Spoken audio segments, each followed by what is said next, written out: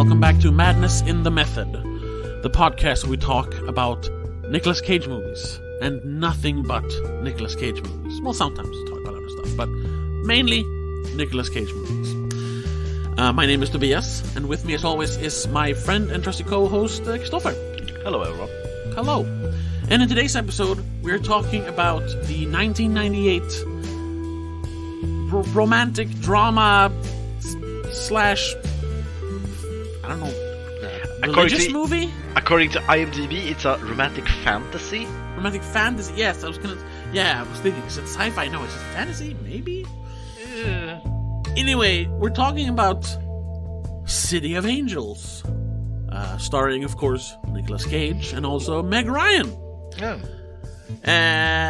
It's a movie about angels, or one angel, played by Nicolas Cage, who falls in love with a surgeon, played by Meg Ryan. And that's the entire movie. Yeah, that's everything. Let's start by... I'm going to ask you this. Had you seen the movie before? Yes, I have seen it before. I own it on DVD. Only seen it once, though. Oh, right. Yes, we talked about that. Yes. Yeah. Yes. So I bought it on DVD way back. It was in a bargain bin somewhere. Yeah. And I saw Nicolas Cage was on the front, so fair. So I bought it, and I watched it, and I thought, meh, fine, and then I never saw it again. Yeah. I had seen one scene before this. I'd been, zapping on TV, and I saw the scene where they cut the lettuce, and he slices his thumb off. Well, not really. Right. He doesn't actually do it, but, spoilers. He's an angel, so he can't really cut himself. And that's it. I knew of the premise, but, I never had any interest in watching it. And now, having seen it, I don't really have an interest in watching it again.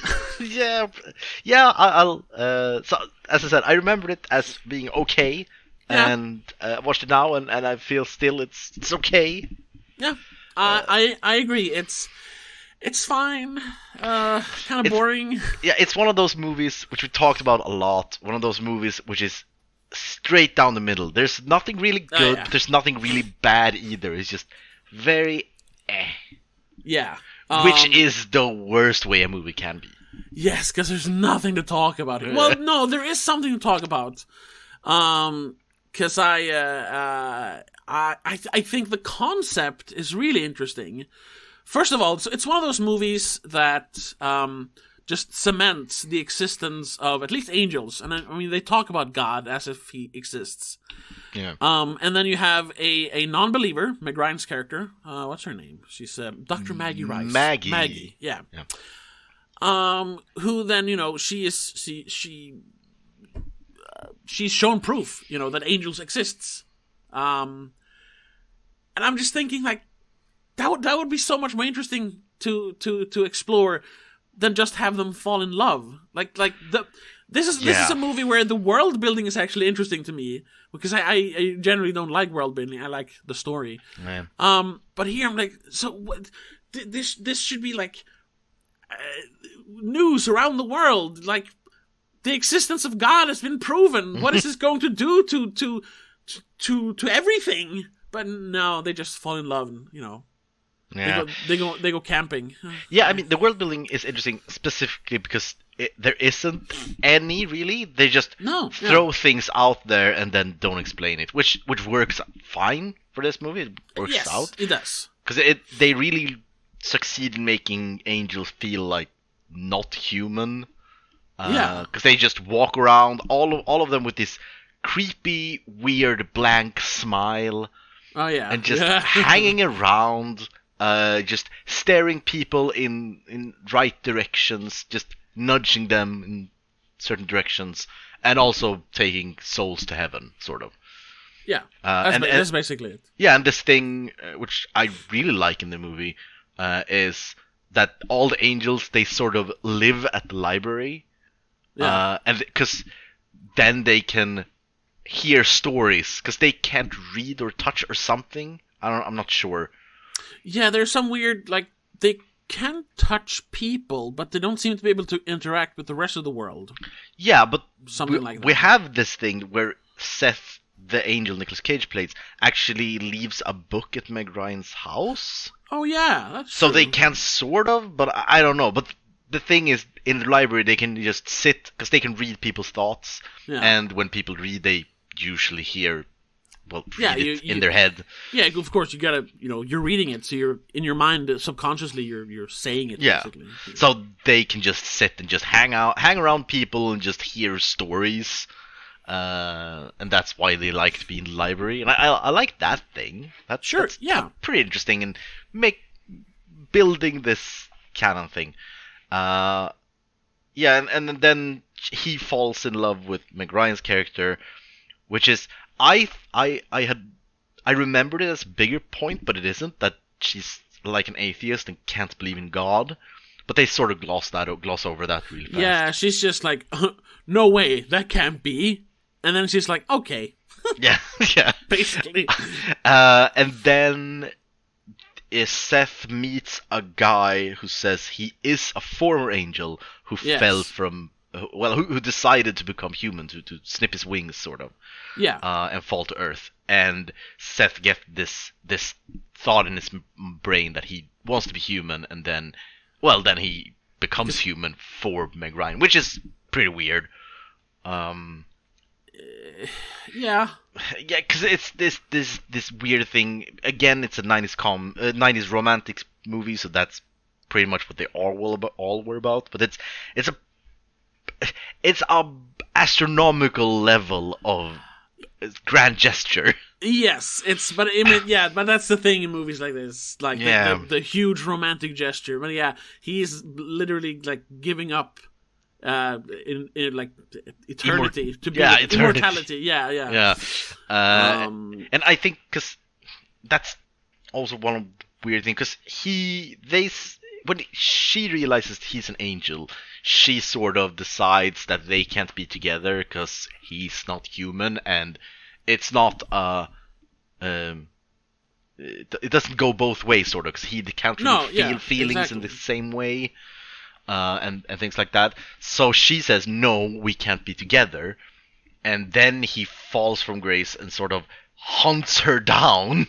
Yeah, yes. and that's one of those things. It's kind of, if you really think about it, it's kind of icky. It's kind of weird.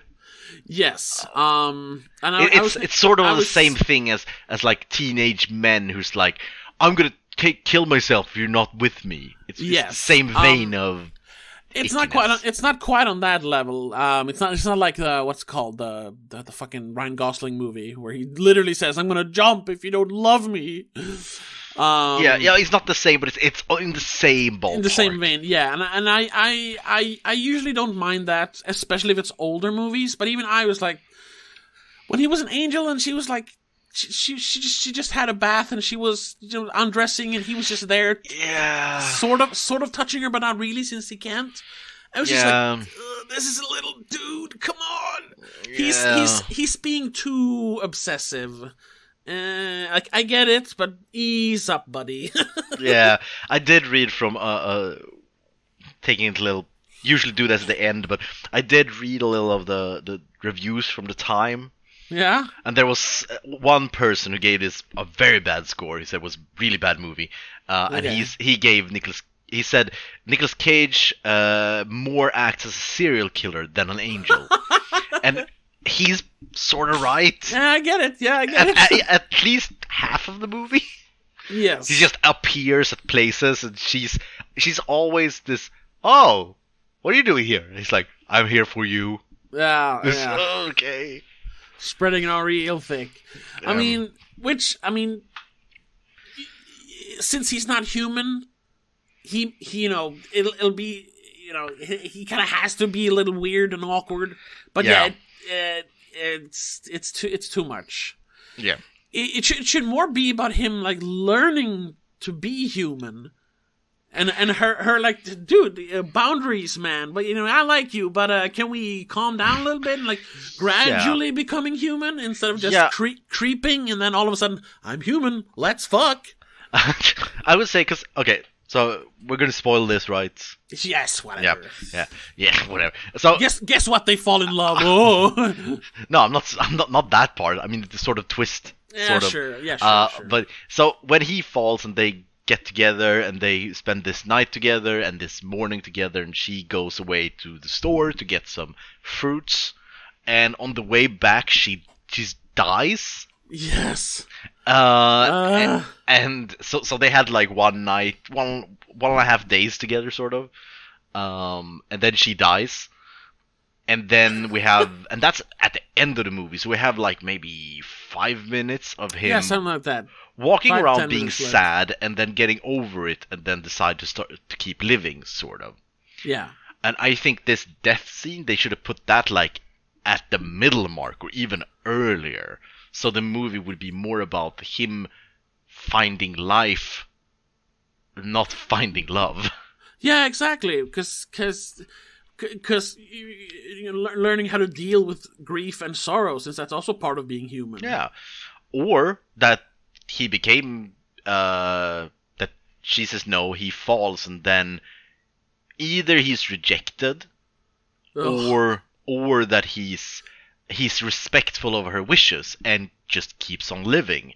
That you showed me that life is worth living, so I'm gonna do that. And then maybe they meet at the end of the movie. They meet each other. It's happenstance on the street. Yeah. While he has found life and started living it, and then they can start a relationship. Yeah.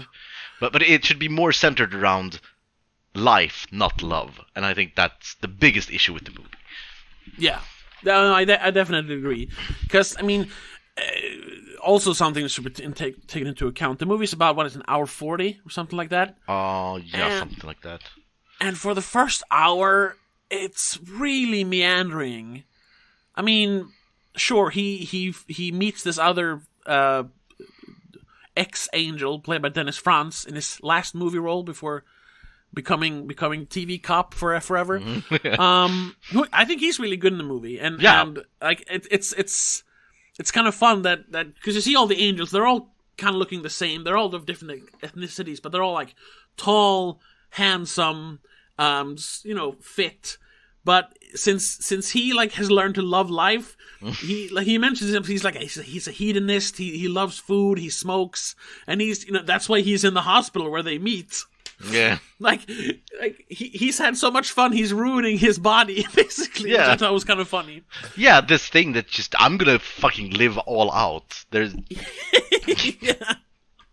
That was interesting. It was an interesting take, and I like that. But where was I going before that? Oh yeah, right.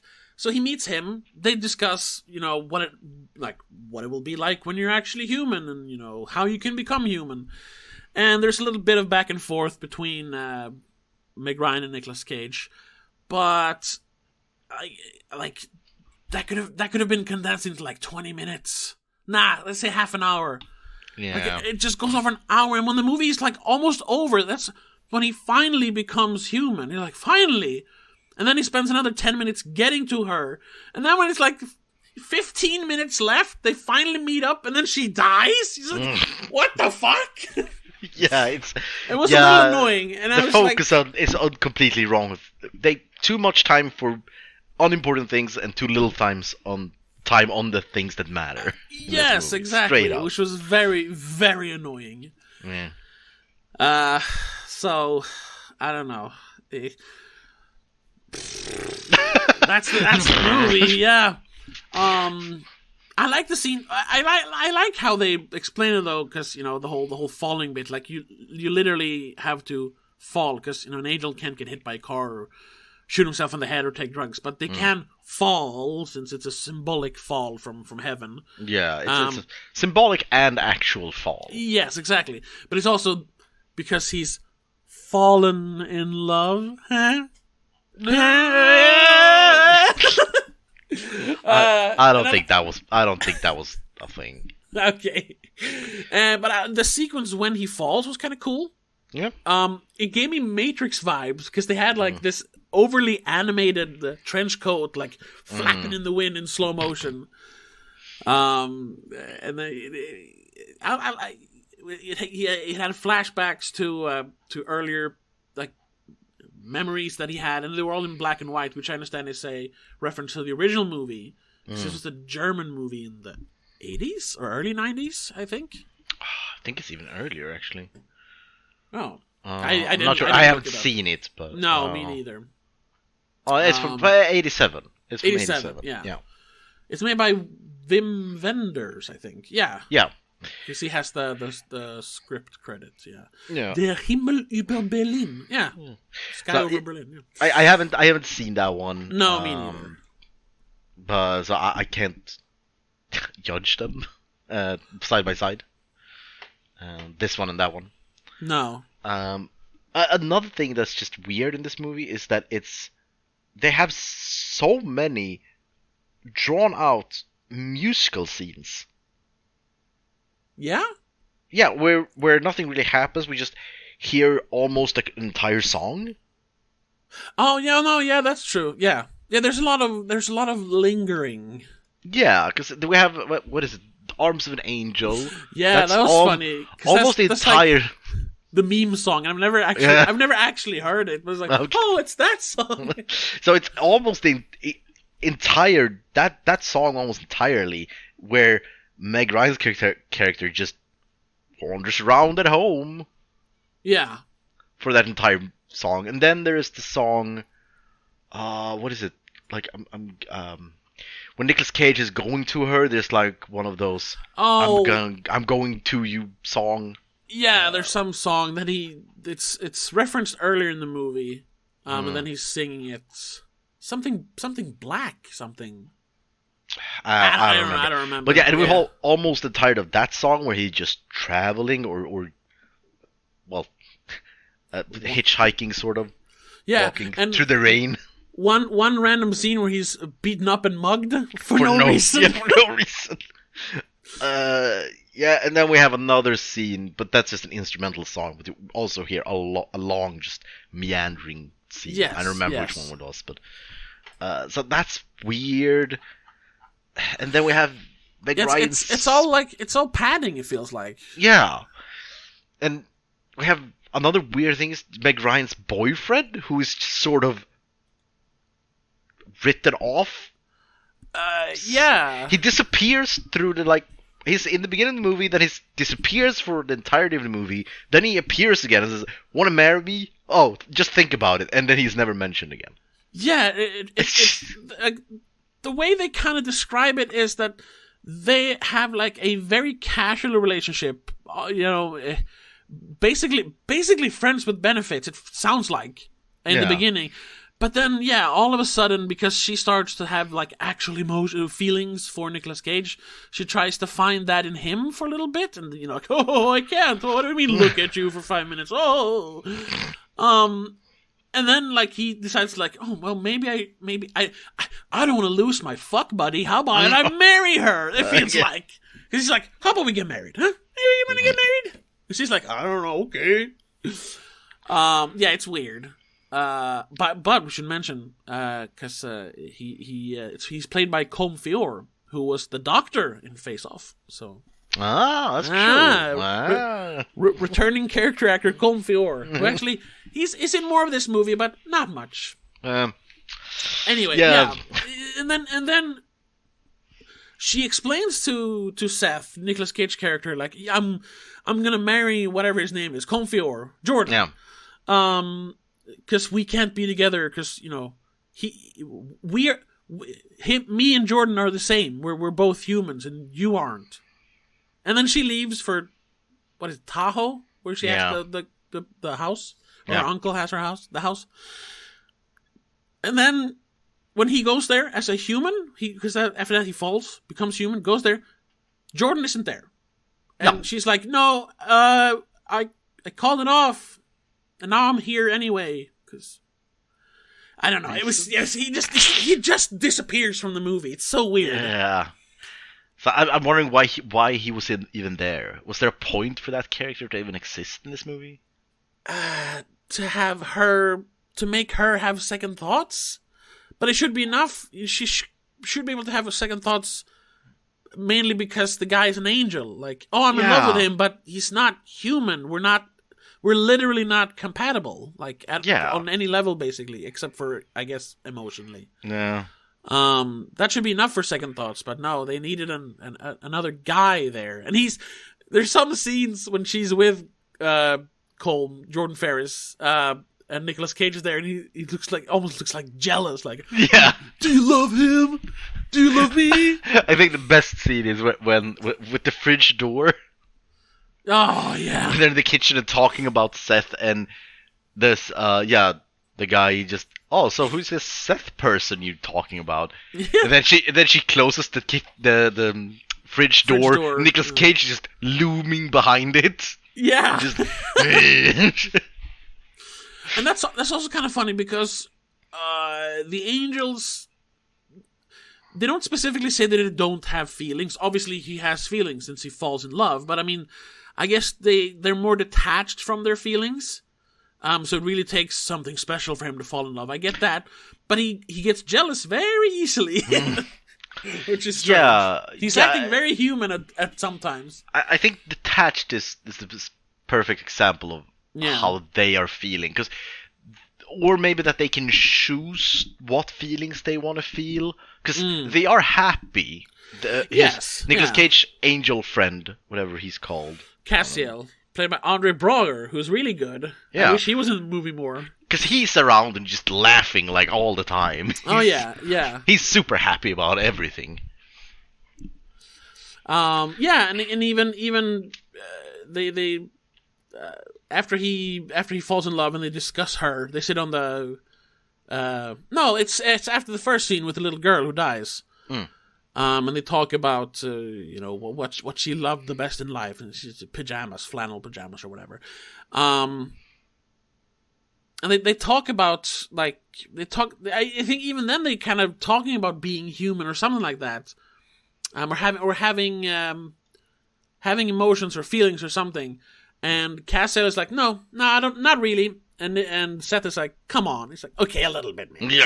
So they're all kind of, which is another interesting angle that I wish they explored more. Like,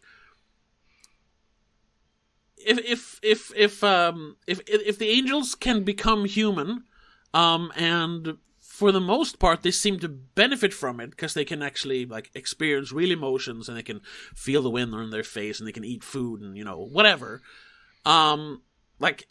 Imagine if like more angels followed Seth, and there was like a mass exodus of angels. Like, what would happen then? Who would bring dead people to heaven? Yeah, because it is stuff like that would be more interesting. Because it is sort of hinted at that it's sort of a secret that they can do it. Because no one really tells them, but if they find out, they're not going to stop them. Or because this Nathaniel, right?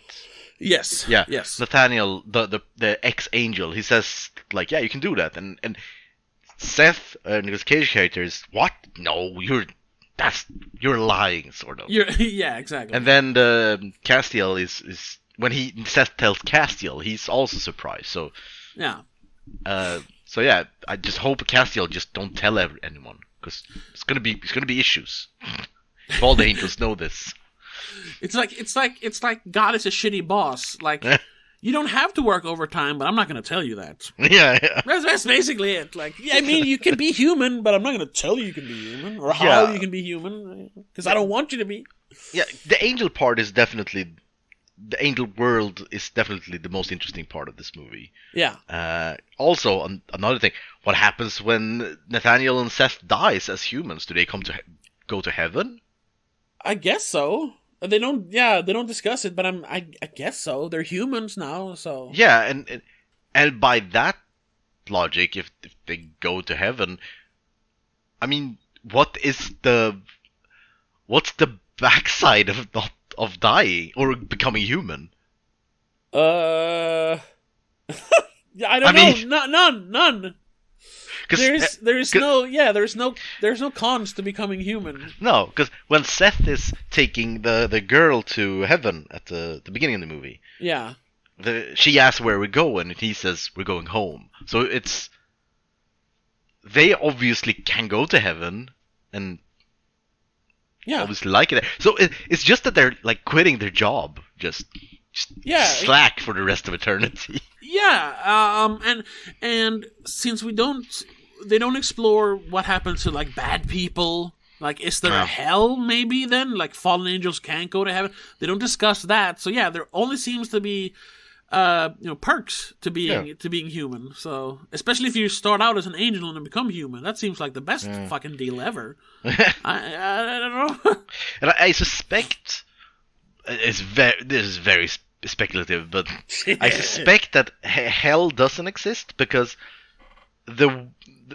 hell exists because Lucifer fell, and he fell because he was jealous that humans got free will. But they say that angels also apparently have free will. Yes, exactly. Because that's how they can choose to become human. Yeah. Yeah. So I don't know. So then Lucifer should have fallen, and then hell doesn't exist, I guess. Okay. So here's the deal. First of all, this movie is very, very vague. And second of all, it's hella sacrilegious. But it's not explicitly sacrilegious because they don't say these things.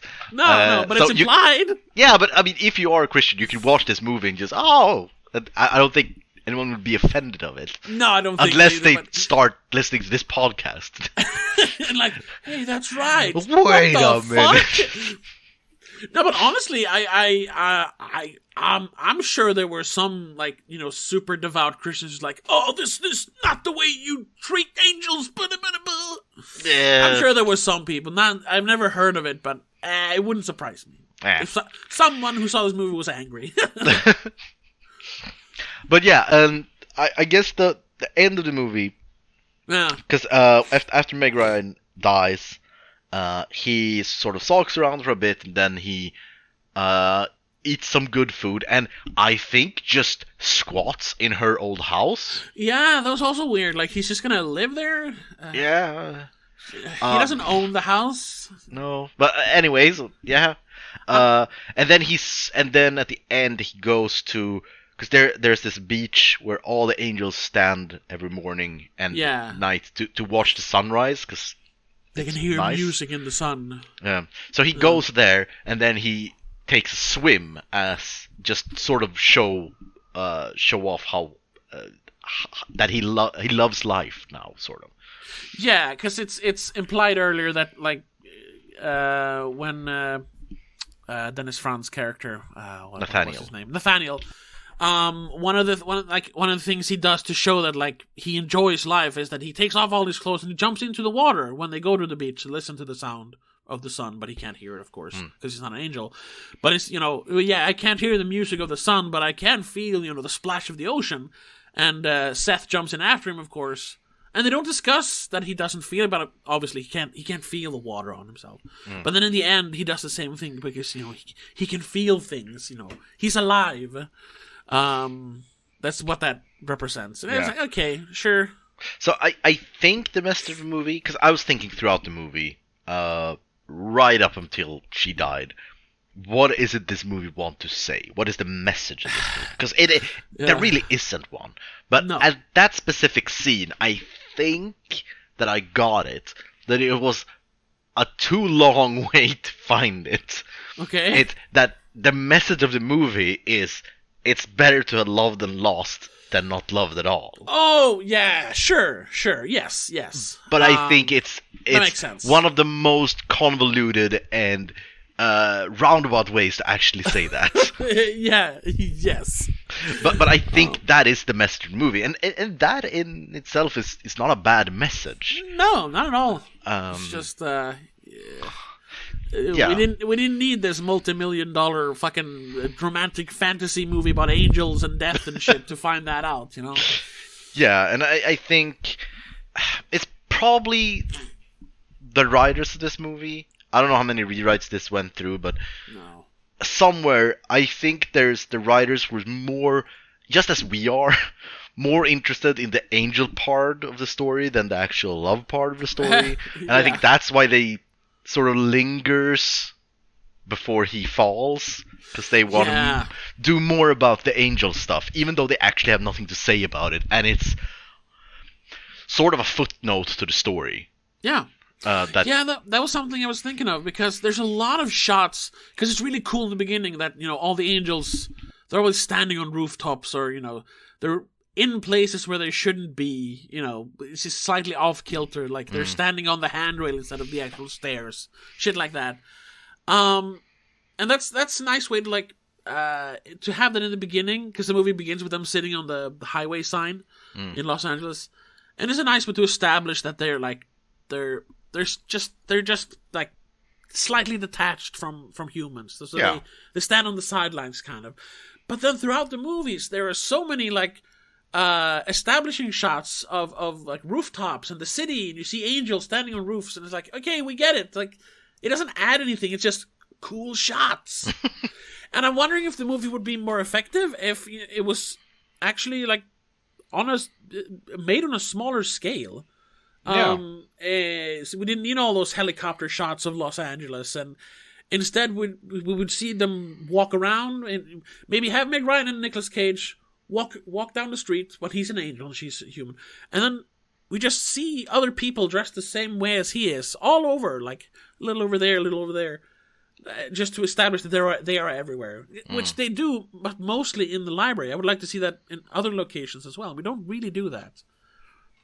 That could be more fun and an easier way to do it than just have establishing shots every 10 minutes. Yeah, of rooftops. And also that we at several points we see the angels at work when they're working. When they're like in the convenience store and sort of nudges the robber to not be violent, and in the flight tower there's a guy who's a flight coordinator who he's his mind's thinking about drifted. his debts. Yeah. And then they're like sort of touching him and said, no, you have to do your work now. Stop. There are a lot of those scenes which they're good to establish what the angels do, but we don't need that many of them. Like, it should be more small scale. Even if it is good to establish what they do, but it doesn't matter what they do. It has no impact to the story at all. Exactly, that's world building, and they should have fucking, they didn't know, like, to sugar it off the pot, like, should we do all world building or all story? Now we'll just do a little bit of both, and then none of them, like, succeed, and that's a problem. Yeah, so either they should have just not make it a romantic movie at all. Yeah, made it a fantasy movie. Yeah, about the workings of angels. Yeah, and the movie, if either we can make a movie which is sort of as it is now, but that Nicolas Cage, sort of at the end of the movie, he falls, and that's the end of the movie. That he falls. Yeah. That the whole movie is his decision: is he going to fall or not? Yeah. And then we could work a lot with the world building and the angels and how they work, and him having this crisis of consciousness because, like, we're doing an important thing. I can't just leave this. And or we could do it a romance movie about loving life and falling in love and all that, and then he should have fallen at the beginning of the movie, or at least the first act.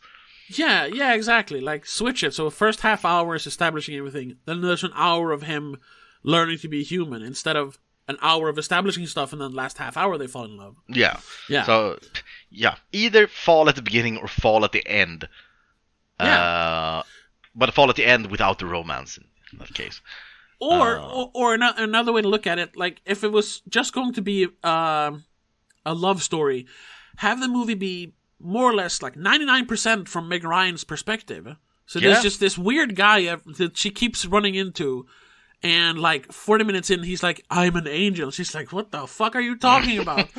And by the end, he introduces her to that world.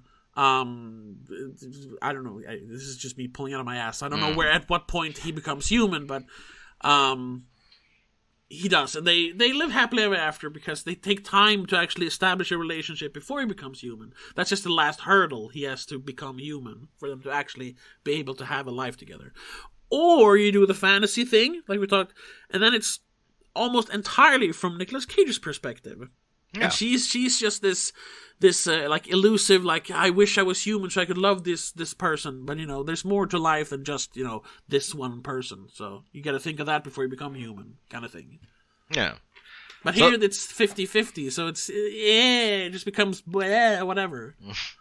Yeah, and this is definitely a movie I would not hate to if there was a remake of. Oh yeah, no, definitely. Like, just take the concept and just make it work. Yeah, exactly. And I would actually be interested in seeing the original, because it got a lot better score. It got like a 79 instead of this that had a 52 or something, 54. So what I read, I'm just gonna find that now. The one who really hated Nicolas Cage's performance. Oh yeah. The review. Because he says something about the original. It's from the Washington Post, Michael O'Sullivan. Yeah, probably. Yeah. I have the blurb here. It says, needless to say, in the age of inferior remakes, this would-be homage, a sort of Wim Wenders light, is a mawkish debasement of its source material. Jesus Christ. Okay, so that was not the one it was from the New York Times by Stephen Holden. Oh, okay. So that he says, Cage resembles a serial killer more than an angel, and he preferred Ryan. David Denbury wrote in New York that unlike Berlin, Los Angeles offers the sunlight paradise where people do not need convincing on how nice life can be. Oh, yeah. And I think that's a good... I haven't seen the original, but that's a good point. I think it could work a lot better if there is a place that isn't Los Angeles, which is, well, at least in movie world, the perfect place on Earth. Yeah, sun-drenched paradise. Yeah, so it makes more sense to set it in sort of Berlin. I don't know when in time. I mean, the movie's made in 87, so I'm guessing 87. So it's even before the Berlin Wall fell. Yeah, it's a horrible place to live. On either side of the wall, really. Yeah, and then it would have. I think it could be more impactful to have angels to help people life, and also have this message of finding life and finding enjoyment in life. It's more impactful for that than Los Angeles. Yeah, and having the angel like realize that it's not all like sunshine and butterflies to be human either. Like there's one scene of, well, I guess two. She dies, but he gets beaten up and robbed. Yeah. But he doesn't. Like, he's like, okay, he doesn't mind. I mean, because he doesn't really understand what happened, so he doesn't care. But it would be nice if it was more like that. He's like, oh shit, like things hurt. I'm fucking hungry. How do I pay for food? Where am I going to live? It's cold. None of that is in the movie, but it should be. Another thing, just in that part of the movie, that's a shitty friend. That fucking Anne character. The one who works with the babies. Oh. Because this crazy guy, this is right after Nicolas Cage falls, he goes to the hospital and sort of just screams that he wants to see Maggie. Yeah. And then he gets taken care of sort of by Anne, Maggie's friend. And so this is a weird guy who has bruises everywhere. He has no shoes, I think, at this point. Or maybe that's afterwards. Anyway, either way, he looks. He has dirty clothes. Yeah, and he screams, "I want to find Maggie," and she says, "So you're a friend of hers?" And he's like, "Yeah, I am." Sure. Could you tell me where she is? And Anne just, she's over here. This is the address. Come on, Anne. No, but she understands. It's true love. She's smitten. Again, we talked about this sort of stalkerish behavior. Yes, I know. But this is the Nicolas Cage podcast. Yes, so we should discuss Mr. Cage. Yeah. What did you think? I mean, I gotta say, all the people did the best they could with what they had. Sure. Yeah. I think Nicolas Cage, but it is also because he is sort of otherworldly, just as a actor. Yes. So but he really pulls this off of being not human and having this weird smile and weird blank, intense stare. Yeah, and definitely. And this he stands so awkwardly. Yeah. There's several scenes where we see like a full body shot of him just standing, and he stands like sort of like he doesn't know how to. He definitely embodies the character. Yeah, but most of the movie, it felt like anyone could do that. Sort of. Yes. He does a good job, but you could replace him. But there is one specific part of the movie where I see, that's why they hired him. Yes, and that's when it's after he meets Anne, and she says she's in Tahoe. And he's like, okay, and he starts running down the freeway and singing. Yeah, just jumping around and being it's very close. It's not really there, but it's really close to Rage Cage. Yes, it was very Nicolas Cage though. Like, here we go. It's that one scene, but what a scene. And it's also the same part as when he wakes up after the fall. And he just, is this blood? Is it red? Red colors. That's something they don't establish, which I heard they do establish in the original. Like the angels don't see color. That's why all the flashbacks or the memories when he's falling are in black and white. That's something they should have established. That would have helped. And that could have been a good visuals. The movie is big on visuals, as we said. So why not? Why not just every scene from his point of view is black and white? Yeah, and everything from her is not. Yeah, exactly. But now they didn't do that. Maybe it's too artsy. Oh yeah, exactly.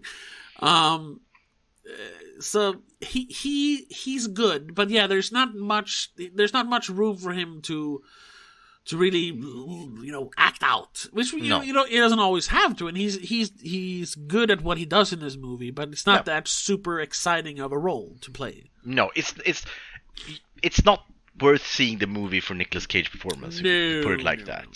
And again, I think Meg Ryan did a great job. I think she always does a great job. She's always good. Yeah. Sure. Yeah, but again, there's not much there. She has a little more work to do with her character because it's a very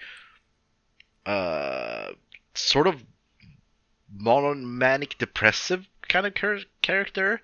Yeah, especially in the beginning there when her first patient dies. Yeah, it's very much of when a patient, when she's good at her job, she's super happy and super outgoing, but as soon as it doesn't go good, she goes in this like depressive spiral. And I think she acts that out really well. Yeah, especially that scene in the stairwell, she's really good. Yeah, and also both of them doing a pretty good job. There's a few scenes where I was pretty impressed when they're acting together, but Meg Ryan isn't supposed to see him. Yeah, and a lot of like other scenes where angels are just standing around and people aren't supposed to see them. That was very, very convincing. I like that part of it. Yeah, so I mean, all actors doing a great job with the little they have. But it is at the bottom. Even we talk a lot about world building and things to speculate.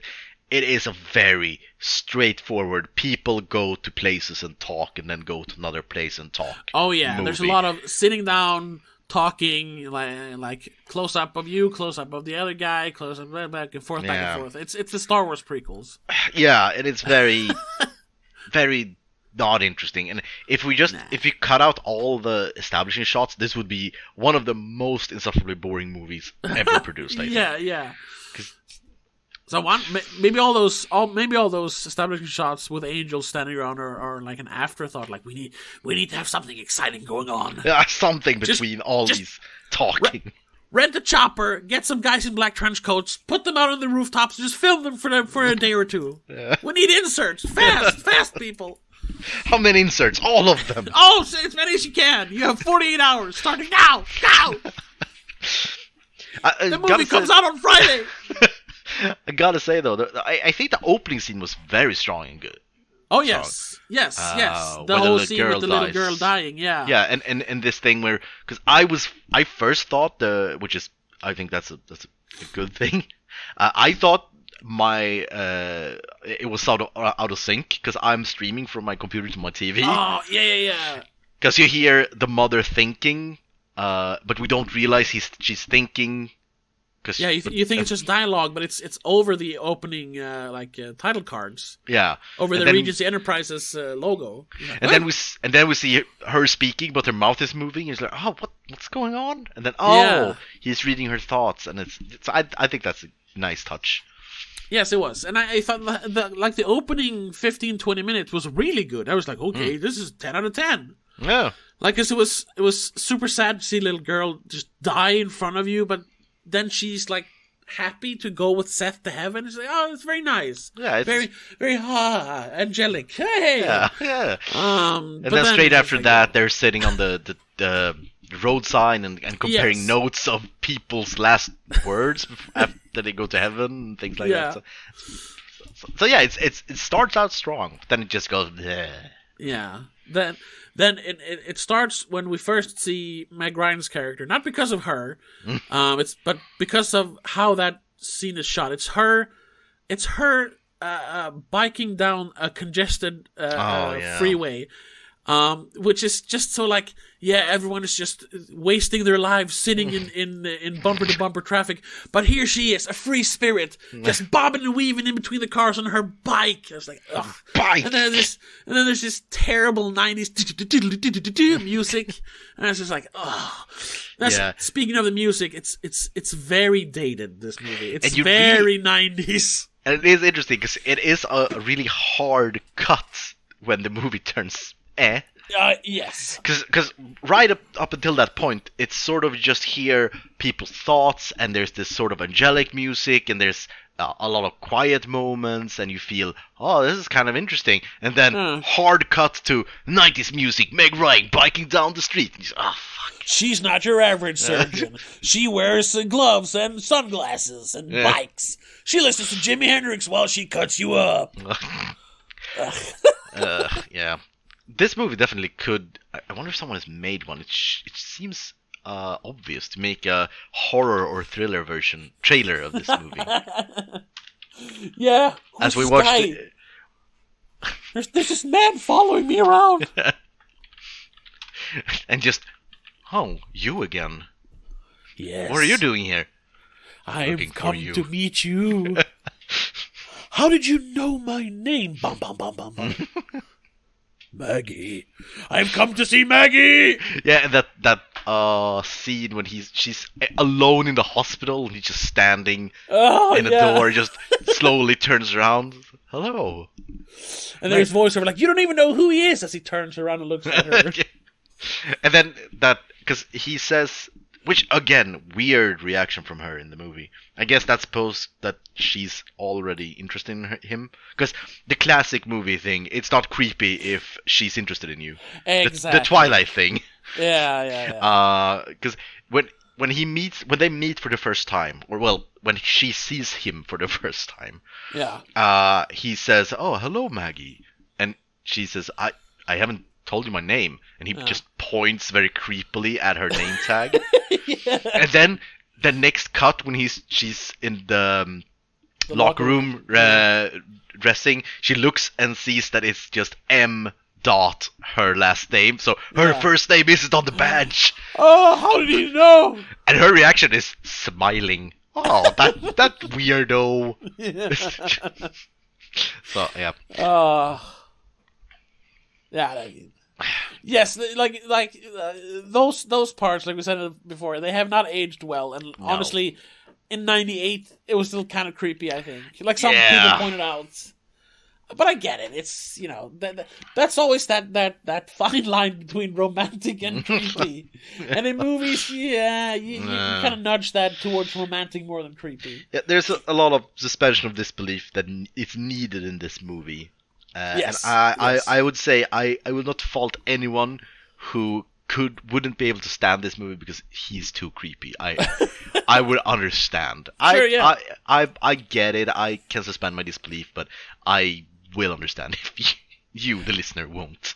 And vice versa. I wouldn't fault anyone for liking this and thinking it is romantic, because it's the kind of thing you do in romantic movies. I mean, they built a whole franchise around creepy / romantic in Twilight. Yeah. Like this is like a proto Twilight almost. I wonder if a lot of like Twilight fans like have seen this. I mean, I guess they're too young, but you know. Yeah, and I think also these are actually grown-ups in this movie, so. Yeah, I suppose. Yeah. That also creates, well, I guess Edward is like 200 years or whatever. But anyway, I think you have more leeway in teenage when there's teenagers. It's more sure. okay because you can say, well, they don't know better. Yeah. Like the one with John Cusack, with the boombox. Oh, Say Anything. I haven't seen that actually, but yeah. I have seen it, but that's one of those. You're like, ugh. Standing outside of her window when she's trying to sleep, blaring music until she comes out. Well. But it's romantic. Yeah. Oh, speaking of that, there is, because that is, we have discussed that earlier on this podcast, our very first episode actually, Valley Girl. Yeah. Where a lot of the stuff he does in that movie can be construed or seen as kind of creepy. Yeah. But that movie revolves around their relationship from beginning to, and not end, but you know what I mean. And and again, they build their relationship, they build their romance. They are teenagers, so it's more fine to be not understanding social boundaries and rules. Yes. Fair, this guy is an angel, but it's still weird because they are grown-up actors, and that makes it weird. Yes. Specifically because she's just fine with it. Any real woman would not be fine with anything he's doing in this movie. No, it's just weird. But speaking of, because I thought of that, because I read some trivia, there is dialogue somewhere in the movie, I don't remember where he says, "Let's go." She says, "Where?" And he said, "I don't care. What will we do? Anything." And that's supposed to be like an exact quote from Valley Girl. Oh. That's interesting.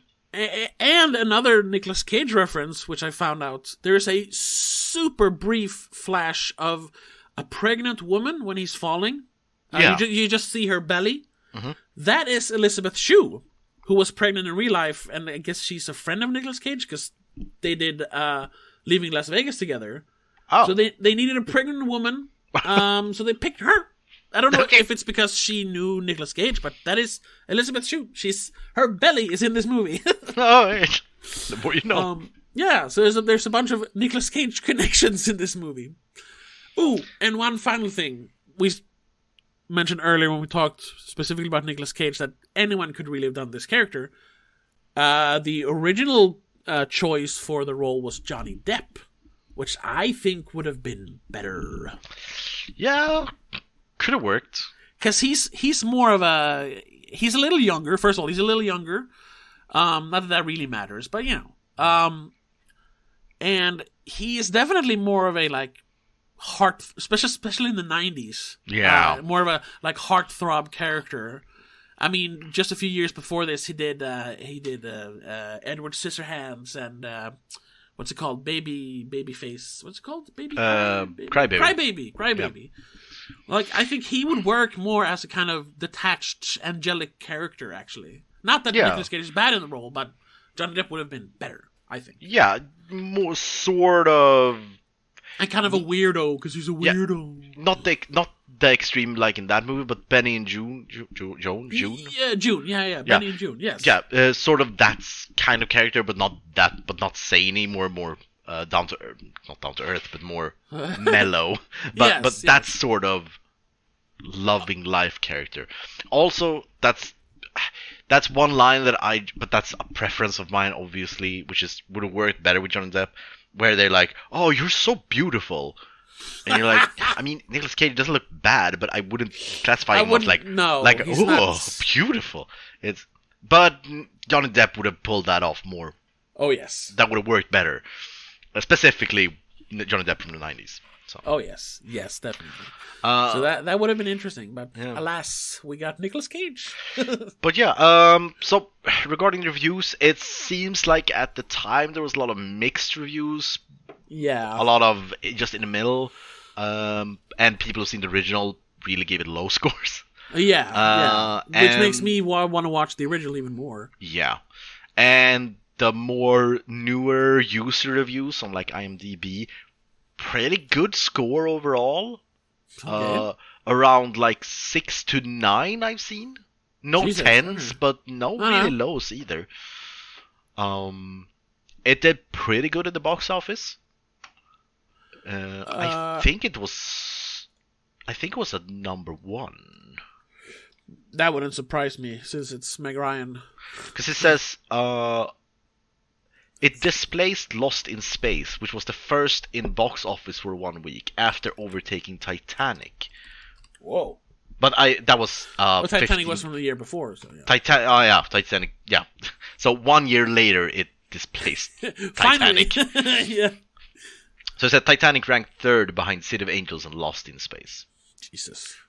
So it did pretty good, but again, 90s Meg Ryan, of course, everyone. Of course, yeah, she was the hot ticket back then. Yeah, if you want to have a date movie, Meg Ryan movie, all the way in the 90s. yeah. So, I'm trying to find. I can't find a budget for the movie, but it made $200 million worldwide, which I'm guessing, since this is not a very I don't think this isn't very heavy on effects or anything. It's just people walking around. So that's not what Wikipedia is saying.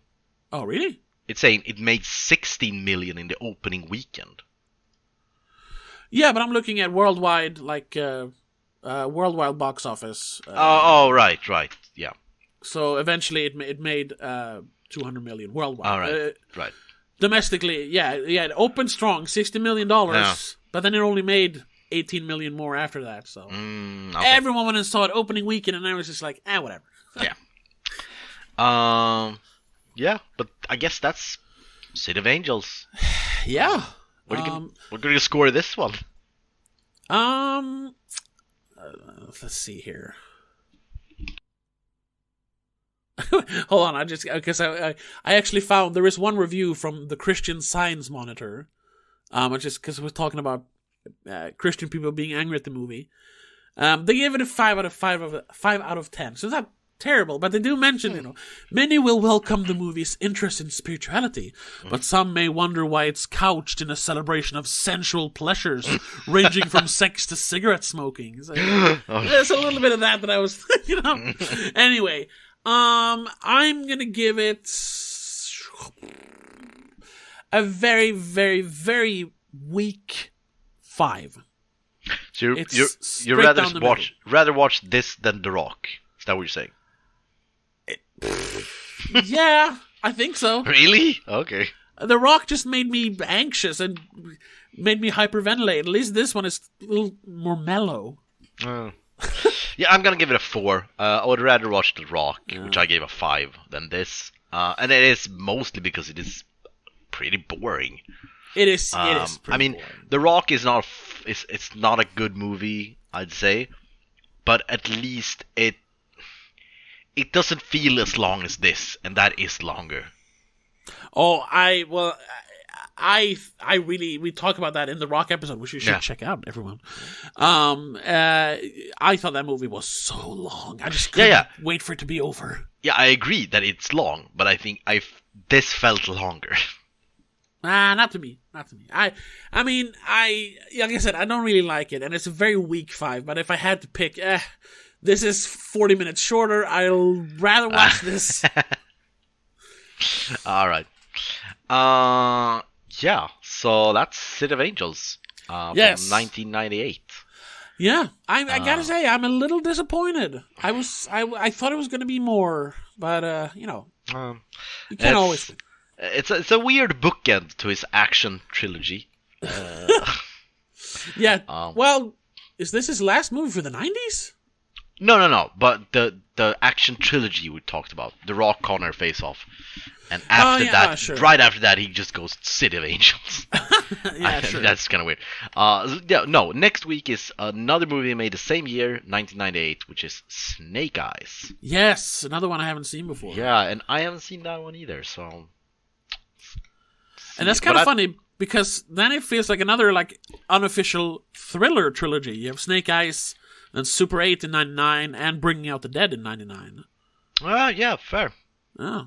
I haven't seen any of those, so I'm looking forward to the next 3 weeks.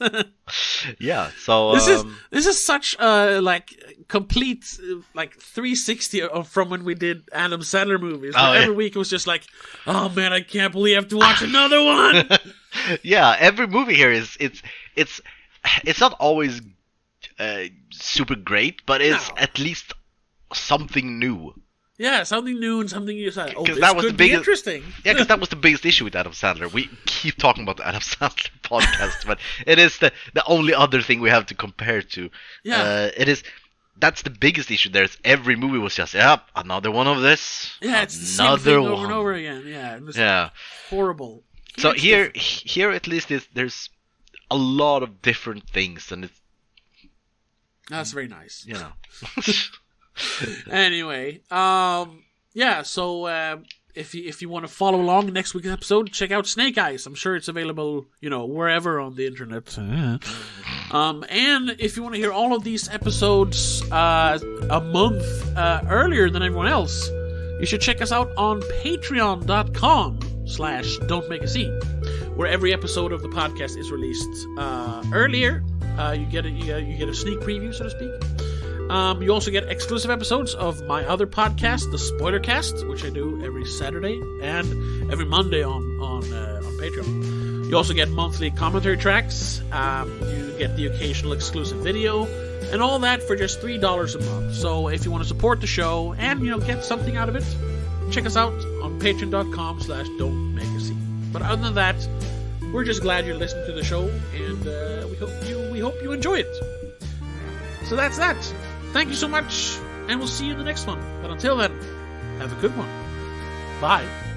Bye, everyone. Madness in the Method is part of the Please Don't Make a Scene podcast network.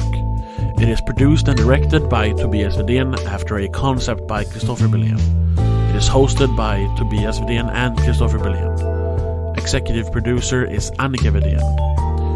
If you want to be a supporter of the show, please check us out on patreon.com/don'tmakeascene, where you can get early access to episodes, exclusive episodes of other podcasts, commentary tracks, and much, much more.